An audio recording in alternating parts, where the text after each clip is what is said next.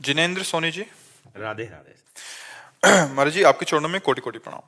महाराज जी, शाकाहार मेरे संस्कारों में है महाराज जी, पर जब मैं लोगों को समझाने की कोशिश करता हूँ तो वो तर्क कुतर्क करते हैं महाराज जी। ऐसे में हम उनको उनको समय समझाएगा, उनको समय समझाएगा। जिनको संतों के वचन और सात्विक पुरुषों के वचन नहीं समझ में आते कि भाई मुर्गा बकरा इनमें सब में जीव है, आप इनको काटते हो इनको खाते हो, बोले मैं काटता नहीं, मैं दुकान से ले आता हूं, तो अगर आप ना खाओ तो वहां कटना बंद हो जाए ना। तो काटने का कर्ता प्रेरक भोक्ता इन सबको फल एक ही मिलता है। तो आप न कहीं हिंसा में है और इसका जब दंड आएगा तो आपको भोगना पड़ेगा। देखो ऐसे ऐसे निर्दयी लोग हैं जो जिंदा पशुओं को जला करके उनका मांस खाते हैं। कहते हैं दूसरे देश तो बहुत उन्नतिशील हैं। हाँ, तो क्या भोग मांस खाना शराब पीना इसको उन्नति समझते हो? अगर उन्नति समझते हो तो भ्रष्ट जीव हो तुम। क्या रुपया उन्नति है? आचरण पवित्र उन्नति है। यहाँ एक बार जिस स्त्री ने पुरुष का हाथ पकड़ लिया आजीवन निर्वाह किया, वह आज इसके साथ कल उसके साथ। पर हमारे देश का सदैव अनुकरण करते रहे अन्य देश वाले। आज हम गिर रहे हैं इसलिए कि हम अन्य देशों का अनुकरण करें। ये जो boyfriend girlfriend live in relation, ये हमारे देश का नहीं, हमारे शास्त्रों का नहीं है, ये अन्य देशों से आया हुआ आचरण है जिसको आज स्वीकृति मिल गई है। अब देखो, एक लड़की एक बॉयफ्रेंड से 10 दिन बाद ब्रेकअप, दूसरा बॉयफ्रेंड, 20 दिन बाद उससे ब्रेकअप, तीसरा, इसको क्या बोलोगे आप? व्यभिचार प्रवृत्ति बोली जाएगी ना। अरे हम कह रहे हैं किसी लड़की को अगर ऐसा है तो एक बच्चे को वरण कर लो और उसके माता पिता से मिल के ब्याह करो, गृहस्थी में चले जाओ, कोई परेशानी नहीं। हम और पक्ष पे नहीं है, एक पक्ष पे दोस्ती करो, व्यभिचार मत करो। और जब तुम्हारी दोस्ती पक्की हो जाए तो फिर गृहस्थ धर्म में चले जाओ। फिर और जैसे गृहस्थ का प्रयोग होता है आज हमारा जो गृहस्थ धर्म है बहुत संकट में है। मानो कई जगह व्यभिचार करने वाली लड़की, कई जगह व्यभिचार करने वाला लड़का, ये जब पाणी ग्रहण करेंगे तो मर्यादा में नहीं रहेंगे, क्योंकि ये पहले ही अपनी आदतें बिगाड़ चुके हैं। अब इनकी गृहस्थी कैसी रहेगी? पुरुष देख रहा है कि वो उनसे बात कर रहे हैं, वो देख रहा है उनके साथ जा रहे हैं, तो संबंध विच्छेद। संबंध का मिठास कहाँ रह गया? संबंध का भरोसा कहाँ रह गया? संबंध में विश्वास कहाँ रह गया? तो जीवन किस काम का? तो ये विदेश कोई उन्नतिशील नहीं है। आप क्या उन्नति मानते हो विदेश में? किस बात की उन्नति मानते हो? आनंद परमानंद कहाँ है? अगर यही उन्नति है तो हमारे पास विदेशी लोग आकर के क्यों बैठते हैं? क्यों जानना चाहते हैं कि तुम किस आनंद में हो? अरे तुम भारतवासी हो, अपने गर्व में रहो, अपने धर्म में रहो, अपनी महिमा में रहो, दूसरों की बातें मत देखो। ये संसारी पुरुष हैं, ये क्या जाने। केवल इतनी उन्नति है, अगर इतनी उन्नति है तो अपने भारत में पैसे की कमी नहीं है, एक से एक धनी है, तो क्या वो शांत है? अगर वो शांत है तो संतों के चरणों में क्यों जाते हैं? वो दान पुण्य धर्मात्मा आप क्यों बनना चाहते हैं? क्योंकि उसमें शांति नहीं है। शांति है दूसरों को सुख देने में, शांति है धर्म में चलने में, शांति है भगवान में। ये तो दूसरे केवल भोग योनि समझो। अन्य देशों में भोग योनि। उन्नति का मतलब क्या समझ लिया? उन्नति का मतलब रुपया होना, भोग भोगना, इतनी केवल उन्नति मानी जाती है क्या? ये तो नहीं। महाराज जी, मैं अध्यापक हूँ तो मेरे सामने इस तरह की बहुत सारी सिचुएशन आती है।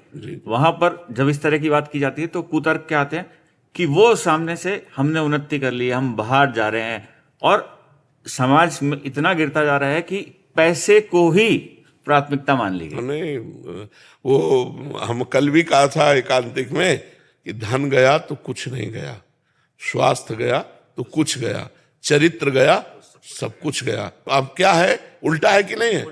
हाँ, तो अब ये बुद्धि भ्रष्ट हो रही है, युद्ध की भी हो रही है। हाँ, अब आप देखो बूढ़े माता पिता जिनको सुविधा चाहिए, जिनको तुम्हारा प्यार चाहिए, वो घर में सड़ रहे हैं और तुम आनंद ले रहे हो देश विदेश में अपने कर्तव्यों का त्याग करके। तो विदेशी पद्धतियां हमारे देश की नहीं, हमारा धर्म प्रधान देश है। ये मूर्ख लोग हैं जो दूसरे का अनुकरण करके उनकी उन्नति मानते हो, अपनी अवनति मानते हैं। अरे हम नमक रोटी खाते हैं लेकिन धर्म से जीते हैं। हम तो गए नहीं, लेकिन जैसा सुना है नहीं ऐसी है महाराज जी। मैं 25 साल से बाहर रह रहा हूँ, लेकिन जो आप बोल रहे हो वो ऐसा ही है। ऐसा ही है, हाँ, क्योंकि हमने सुना है, हम कभी गए तो है नहीं हो, हमें पता नहीं। तो फिर क्या मतलब? फिर क्या?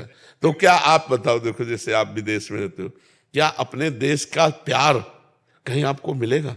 आप विचार करो, माँ से प्यार, भाई से प्यार, बहन से प्यार, पत्नी से प्यार, जो अपने देश की एक मतलब रहनी है, ये आपको कहीं नहीं मिलेगी। भला ऐसा कोई जीवन होता तुम जिसे उन्नति मान रहे हो, हमारे लिए वो तिरस्कार के योग्य है, हमारे लिए वो निंदनीय विषय है जिसे तुम उन्नति मान रहे हो। यही तो नौजवानों की बुद्धि भ्रष्ट हो गई है और वही आचरण लाना चाहते हैं अपने देश में। तो नई पीढ़ी जो गिरती जा रही है, उसका कारण क्या है? कितने बच्चे डिप्रेशन में हो रहे हैं, बहुत बच्चे महाराज जी। हमारे सामने नौजवान आते हैं जो डिप्रेशन में हो रहे हैं। उसका कारण क्या है? यही व्यभिचार, यही व्यसन, यही गंदा चिंतन। नहीं तो आप देखो, हम गांव में पैदा हुए हैं, 50 गांव में ऐसे जो कुश्ती लड़ने वाले, 50 गांव में स्वस्थ, कभी डिप्रेशन शब्द नहीं सुना, कभी डिवोर्स शब्द नहीं सुना, कभी हार्ट फेल शब्द नहीं सुना। मेहनत किए और आज ब्याह प्रेम संबंध होते हैं और साल नहीं बीतता और डिवोर्स हो जाता है। ये क्या है?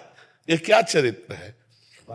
महाराज जी, इसको सुधारने के लिए आप कुछ मुझे गाइड करें। हम आपसे यही प्रार्थना करेंगे कि अपने शास्त्रों को स्वाध्याय करके, जब तक अपने धर्म की गरिमा हमारे बच्चों के दिमाग में नहीं आएगी, तब तक आधुनिक पढ़ाई विदेशों की महिमा को समझेगा।